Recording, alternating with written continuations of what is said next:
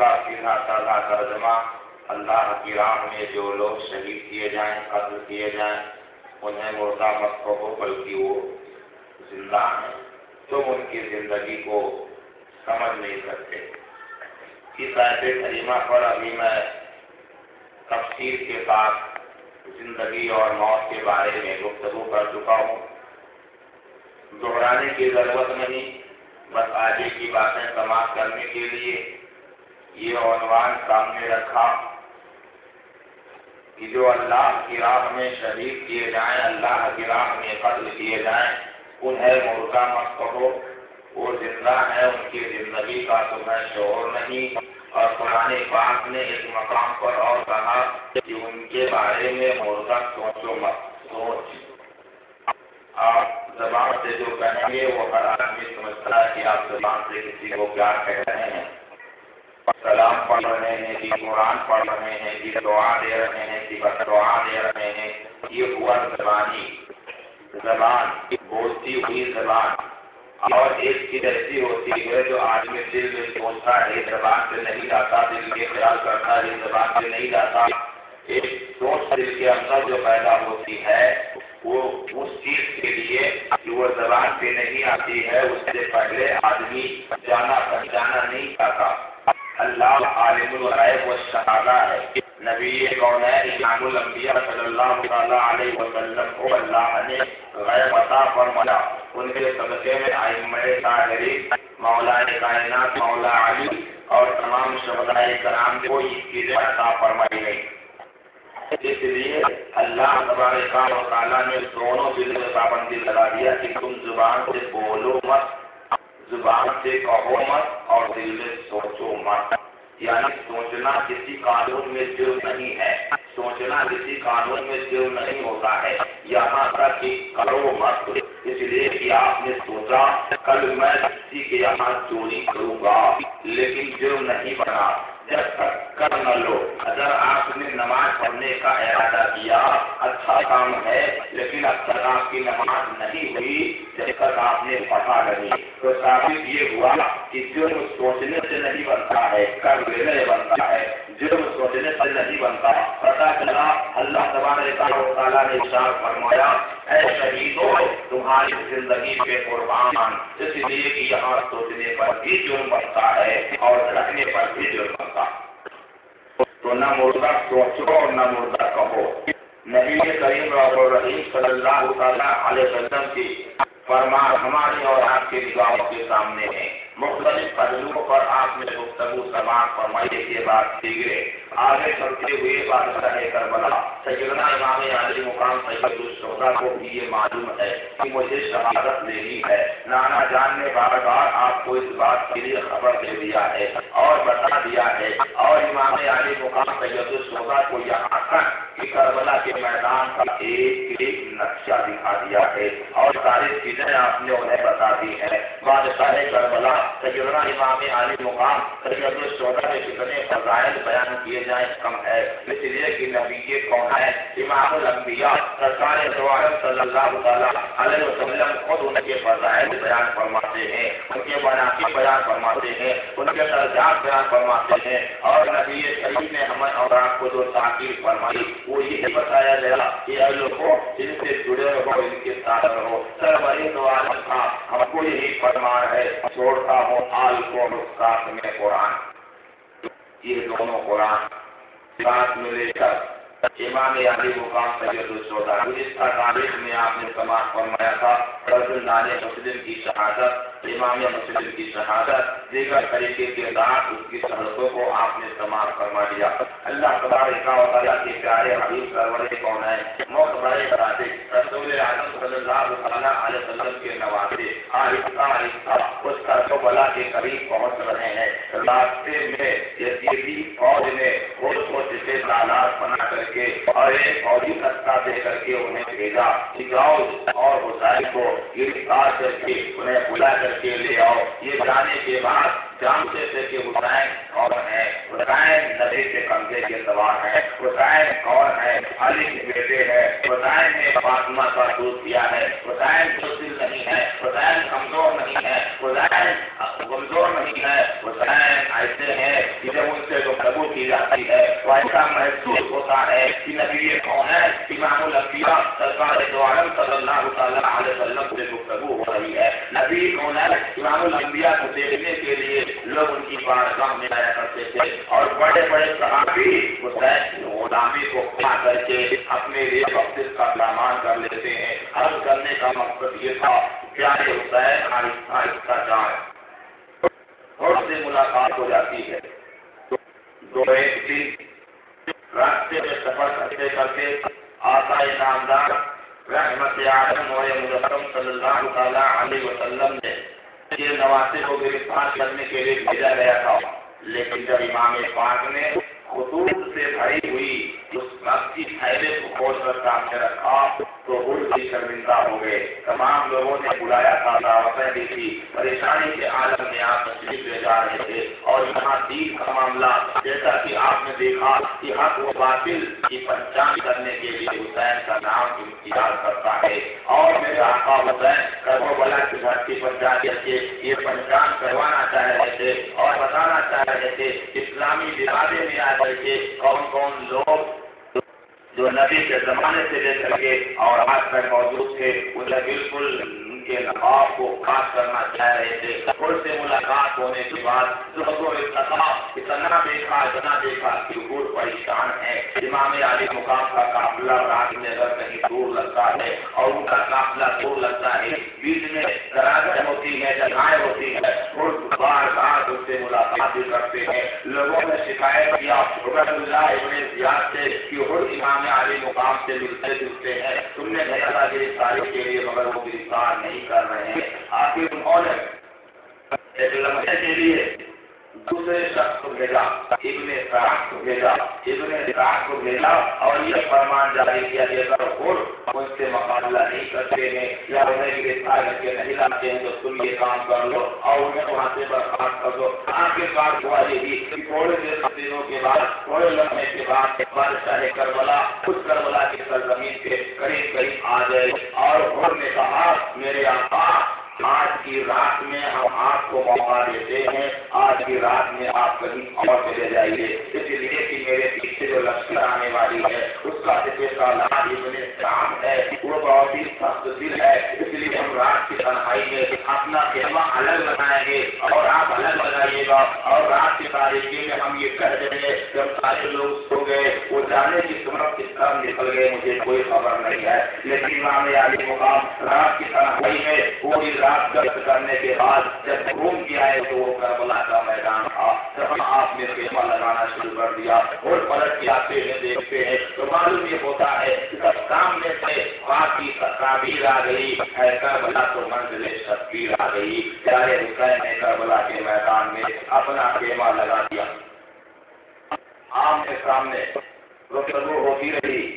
एक रवायत के मुताबिक 22,000, एक रवायत के मुताबिक 22,000 और एक रवायत के मुताबिक 40,000 सूफियों का एक लश्कर जर्रार खड़ा हुआ है, जिसके पास असलहे हैं, तलवारें हैं, आले हैं, मेज़े हैं, बड़े बड़े पहलवान हैं और एक तरफ 72 लोग हैं, जिसमें बूढ़े भी हैं, बच्चे भी हैं, जवान भी हैं, तमाम किस्म के लोग हैं। न हथियार है, न लड़ाई का साजो सामान है। मेरे आका हुसैन लड़ाई के लिए नहीं गए थे, मेरे आका हुसैन करबला के मैदान में लोगों को बताने के लिए गए थे, लड़ने के लिए नहीं गए थे। और तो मुसलमानों, जब लोग कहते हैं कि हुसैन लड़ने के लिए गए थे, मैदान में लड़ने के लिए गए थे, तो कहना पड़ता है मुसलमानों, इमाम आली मुकाम के घर का एक बच्चा अगर मैदान बाजार में जाता था तो लड़कियों की सबके छूट जाते थे और जाने जितने लोगों को खत्म करने के बाद सब कहीं जाकर वो शहीद होता था। इसलिए मुसलमानों गौर करो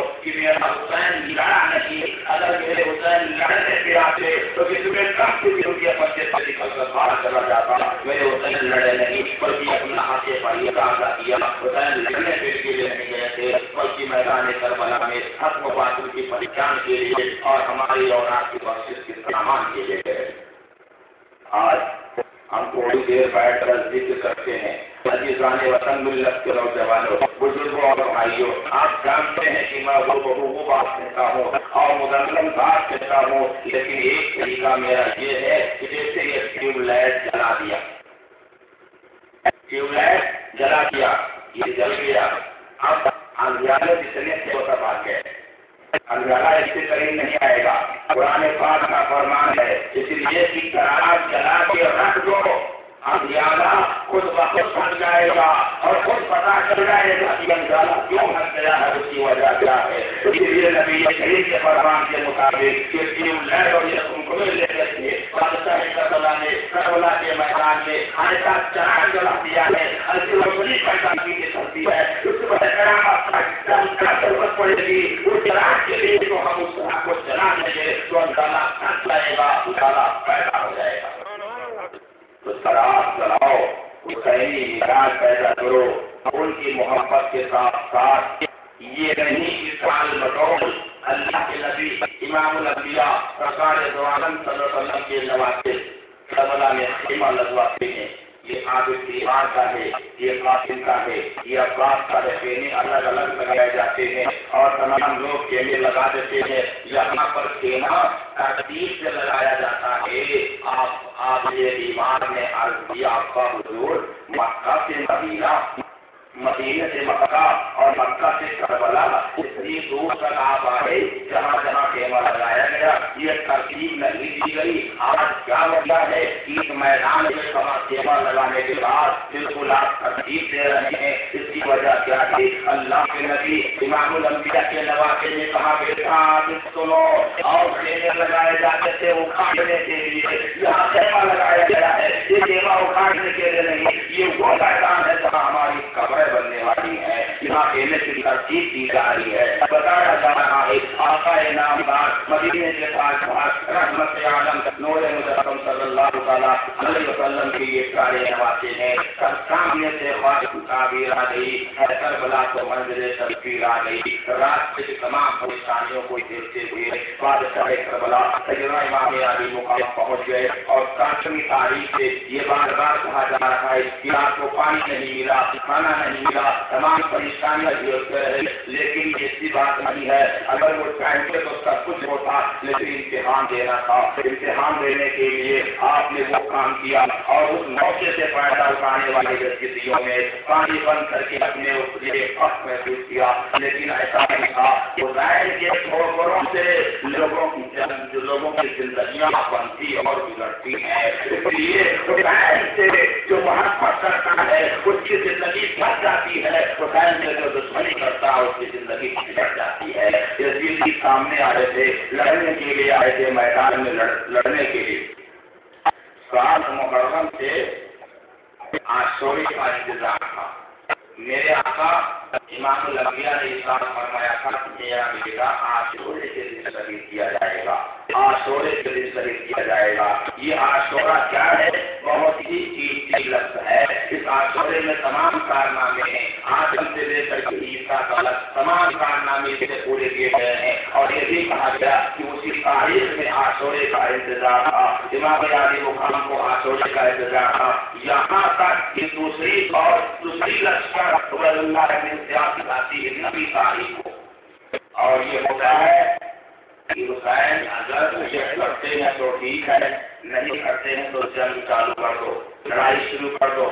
میرے آقا حسین نے جب دیکھا کہ کچھ یزیدی لشکر خیمے کی طرف دوڑتے ہوئے آ رہے ہیں تو عباس علمدار کو آواز دیا. عباس علمدار جس کے ہاتھوں میں علم تھا, علم لیے ہوئے خیمے کی رکھوالی کرتے تھے, ان کی یہ ذمہ داری لگا دی گئی تھی کہ آپ یہاں خیمے کی ذمہ داری نبھاتے رہیں. انہیں آواز دیا اور ارشاد فرمایا کہ اس کی آواز دی تھی. عباس علمدار نے کہا آقا حضور حکم کیا. دیکھا بھائی کا رشتہ ہے, بھائی کا رشتہ ہے, لیکن اب آج اسی وقار کی ایک ایسی شخصیت ہے کہ آپ نے اپنے بھائی حسین کو کبھی بھائی جیسے نہیں, جب بھی یاد کیا ہے تو آقا جب بھی یاد کیا ہے, ہمیں پیغام دیا ہے اور بتا دیا ہے کہ مجھے خاندان کے ہیں. لیکن امام علی مقام اتنے مسئلے سے فائد ہے کہ خانہ کے قبضے سے سوار ہونے والے ہیں, ان کا مقام یہ کچھ اور آقا احتیاط کرتے ہیں. آقا حضور کیا حکم ہے؟ دیکھو یہ کل سپاہی کیوں آئے, کل سپاہی آخر کا معاملہ ہے. گئے تو دیکھا آقا حضور یہ لوگ لڑائی میں آمادہ ہے، لڑنا چاہتے ہیں، کہا جاؤ ان سے کہہ دو کہ آج کے رات کی مہلت ہے اور آج کے رات ہمیں کچھ کرنا ہے، قرآن پاک پڑھنا ہے، تلاوت کرنا ہے، یعنی کل ملا کر کے عاشورے کا انتظار تھا، صبح ثابت کا انتظار تھا، وہ فوج لوٹ گئی، آمنے سامنے فوج لگی ہوئی ہے، عباس جی وقار عالم بھیجے ہوئے پہلا دے رہے ہیں، شفیع پیغمبر حضرت علی اکبر کو پیارے حسین نے یاد فرمایا، علی اکبر کہاں ہیں؟ علی اکبر خیمے سے باہر آتے ہیں، یہ 18 سال کا نوجوان جس کی شکل نبی کریم اور رحیم سے ملتی جلتی ہے، اشارہ فرماتے ہیں کاش جا کر کہہ دے کوئی باطل کے لشکر سے بڑی مہنگی پڑے گی دشمنی آلے پیغمبر سے، شبیہ مصطفیٰ کی زیبائی کا کیا کہنا، وہ کیسا ہوگا جس کی شکل ملتی وہ پیغمبر سے۔ امام علی مقام سے ارشاد فرمایا بیٹا کربلا بالکل قریب ہے، لڑائی ہونے والی ہے، نئی تاریخ ہے، اب تم جاؤ، اور عباس جی وقار ابھی پلٹ کے آئے ہیں، فوجی لڑنا چاہتے ہیں، ایک رات کی مہلت مل گئی ہے، لیکن ہم تمہیں وصیت کرتے ہیں کہ تم جاؤ اور جا کر دیکھو دریائے فرات کی طرف دیکھو کتنے لوگ ہیں، یزیدیوں کی لشکر کتنی زیادہ ہے، اس انداز سے وہ لوگ ترتیب دے رہے ہیں اور جس انداز سے انہیں بتا رہے ہیں اے میرے آقا یہ عباس علمدار گئے تھے تو انہی کو پہلے کر دیا جاتا یا کسی اور کو کہہ دیا جاتا، مقصد کیا تھا کہ عباس علمدار سے نہیں، کسی اور سے نہیں، کسی اور سے نہیں، سبھی کے پیغمبر حضرت علی اکبر کا انتخاب کیا جاتا ہے، انتخاب کرنے کے بعد جاؤ بیٹا دیکھ کر کے آؤ، کربلا کا میدان دیکھو، پورا نقشہ دیکھو، اسی لیے کہ کل صبح عاشورا ہے اور اب آمادہ لڑائی جو لوگ ہیں، اب جنگ بچے گی نہیں، اب لڑنا ہی پڑے گا اور شہید ہونا پڑے گا، جاؤ پورا میدان دیکھ کر کے آؤ، وہ دوپہر کا وقت ہو چکا ہے اور یہ سورج بالکل ہاتھوں تاپ سے گرمی بکھیر رہا ہے اور گیلی زمین ہے اور پورا میدان ریت سے بھرا ہوا اور ریت سے بھرا ہوا ہے، گرمی شدید پڑ رہی ہے، اسی شدید کی عالم میں علی اکبر تشریف لے گئے، دریائے فرات کو دیکھا، لشکر جرار کو دیکھا، ادھر سے گھوم کے آئے، پلٹ کے آئے، میدان کربلا کا نقشہ دیکھا، اور جب میدان کربلا کا نقشہ دیکھ کر کے امام علی مقام کے قریب پہنچے تو وہ روتے ہوئے آئے، آنکھوں میں آنسو تھے، علی اکبر رو رہے تھے، پیارے حسین نے اشارہ فرمایا بیٹا تم کو گئے تھے اور آپ کو دیکھنے، کربلا کا میدان دیکھنے گئے تھے یا کسیوں کا لشکر دیکھنے گئے تھے، تم علی کے پوتے ہو، حسین کے بیٹے ہو، تم کمزور نہیں ہو، بوجھل نہیں ہو، اور تمہارے آنکھوں میں آنسو کیسے آ گئے؟ کہا ابا حضور سب کچھ دیکھا، ساری چیزیں دیکھا، نہ میں نے لشکر سے خوف کھایا نہ پانی سے خوف کھایا، کسی چیز سے ڈرتا نہیں ہوں، کوئی خوف نہیں ہے، کوئی کم نہیں ہے، لیکن ایک تعجب خیز بات ہے جسے دیکھ کر کے مجھے افسوس ہوا اور رونا آ گیا۔ میرے آقا حسین نے کہا بیٹا جلدی بتاؤ، جلدی بتاؤ۔ آقا حسین جانتے تھے، میرے آقا حسین نے کہا فرمایا بیٹا دیر نہ کرو، جلدی بتاؤ وہ کون سا واقعہ ہے جو تم کو رلاتا ہے، تمہاری آنکھوں سے آنسو آ گئے۔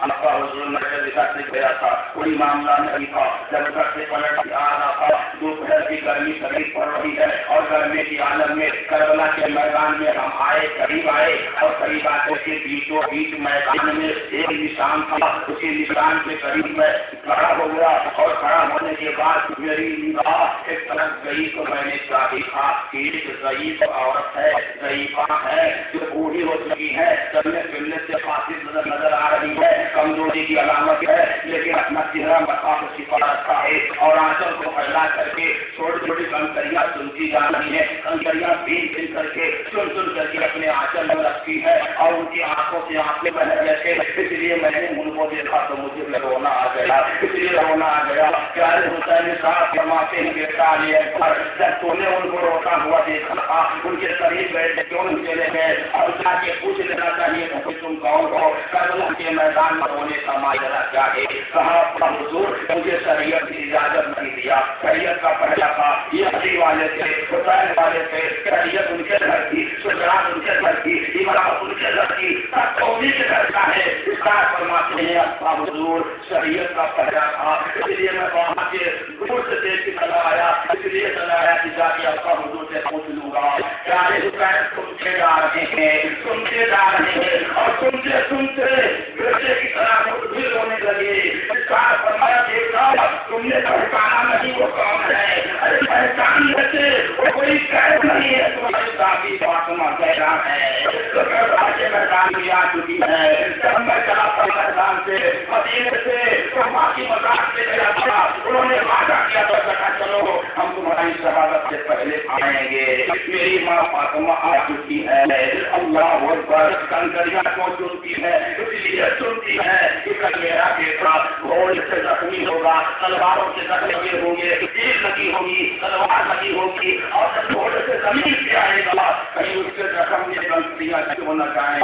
اللہ اکبر. یہ سیدہ فاطمہ ہے جو اپنے بیٹے کے لیے کنکری سے بنا یہ برداشت کرنے کے لیے، کنکریاں چننے کے لیے کربلا میں پہنچ گئی ہے. نانا حضور بھی جاتے ہیں، مولانا بھی جاتے ہیں. تو مکان مسلمانوں جب کنکریاں چننے کے لیے وہ کنکریاں صاف کر جا رہا ہے تو جب علی اصغر کے بلبوم میں تلوار لگی ہوگی، تیر لگا ہوگا، سیدہ فاطمہ کے دل کا حال کیا رہا ہوگا. ان کا بیٹا جب گھوڑے سے زمین سے گرا ہوگا اس وقت فاطمہ زہرا کا حال صاف ہوا ہوگا.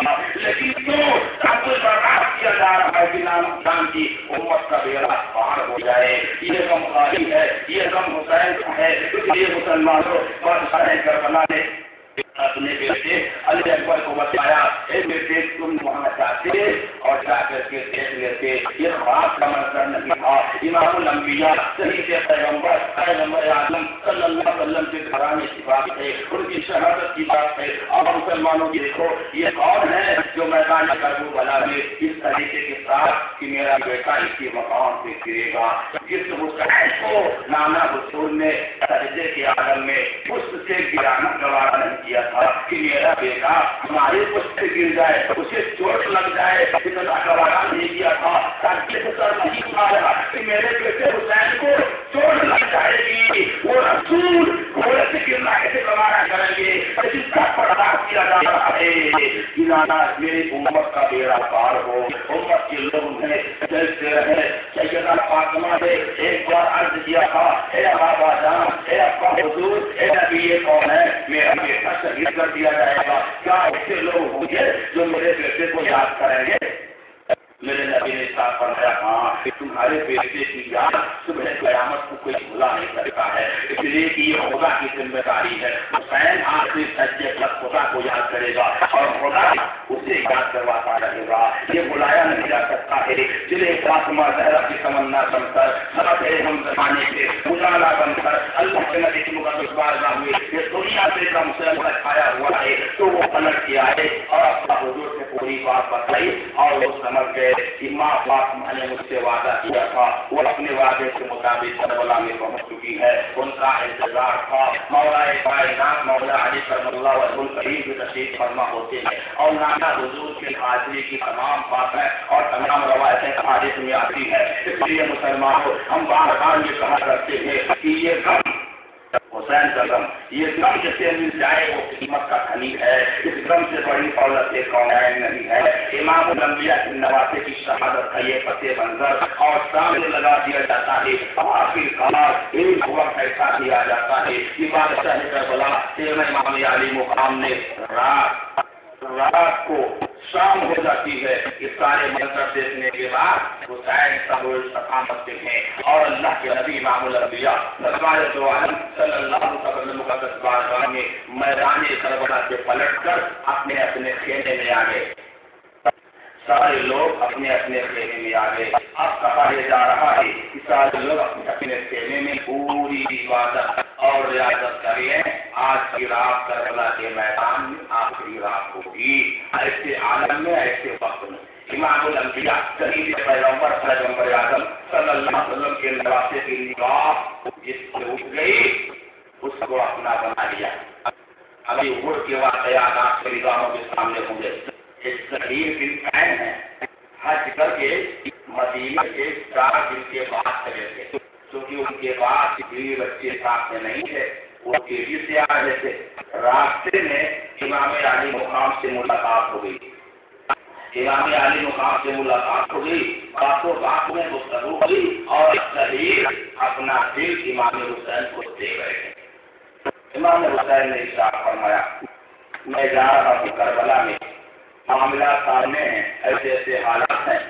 ظہیر نے کہا کہ ہم تمہارے ساتھ ہیں، ہم تمہارے ساتھ چلیں گے۔ حج کر کے واپس جا رہے تھے، پلٹ کے آئے اپنے خیمے میں، چند لوگ تھے اور اس کے بعد ان کی 14 بھی ساتھ میں تھی۔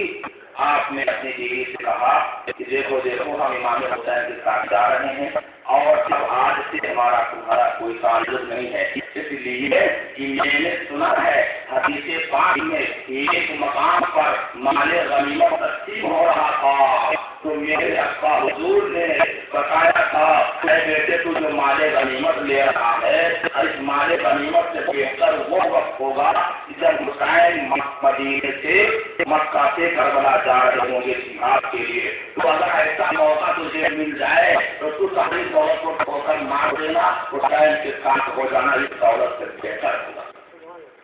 تو ظہیر کہتے ہیں کہ ہم پورے خاندان کو چھوڑ سکتے ہیں لیکن حسین کا دامن نہیں چھوڑ سکتے ہیں، حسین کے ساتھ رہیں گے تو یہاں بھی ساتھ رہیں گے وہاں بھی ساتھ رہیں گے۔ کہا نہیں جاتا ہے کہ عورتوں کا حساب نبی نے فرمایا کہ جو جس کو جس سے محبت ہوگی اس کا حساب اسی کے ساتھ ہوگا، تو بات کیا ہو گئی کہ عورتوں کا حساب عورتوں کے ساتھ ہوگا، ہمیں محبت اپنائیں سے ہمارا حساب ان کے ساتھ ہوگا، اور جب حسین کا ساتھ ہوگا تو کم اس بات کا ہوگا، اس لیے کہ جنت حسین کی ہے اور یہ دیوانہ حسین کا، یہ جنت حسین کی ہے اور یہ دیوانہ حسین کا، ایمان کی علامت میں سب دیکھ لینا، بخشا ضرور جائے گا پروانہ حسین کا۔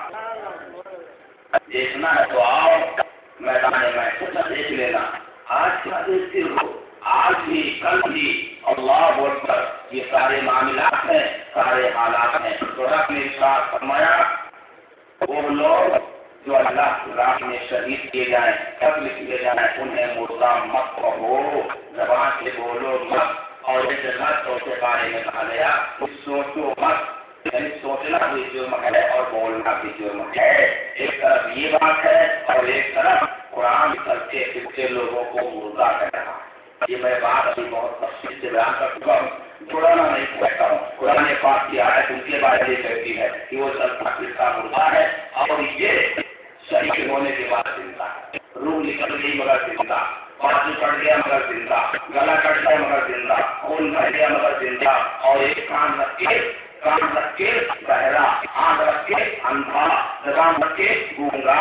یہ بات ہے قرآن نیا نظریہ دے رہا ہے۔ تو پتا یہ چلا کہ جو زندگی رسول کی وفاداری کا نام زندگی ہے اور رسول سے غداری کا نام موت ہے، اسی لیے خدا نے فیصلہ دے دیا کہ رسول کی وفادار ہو تم زندگی سے حاصل ہو جاؤ گے، اور اگر ان سے دشمنی کرو گے تو تمہیں قرآن ہوتا ہے۔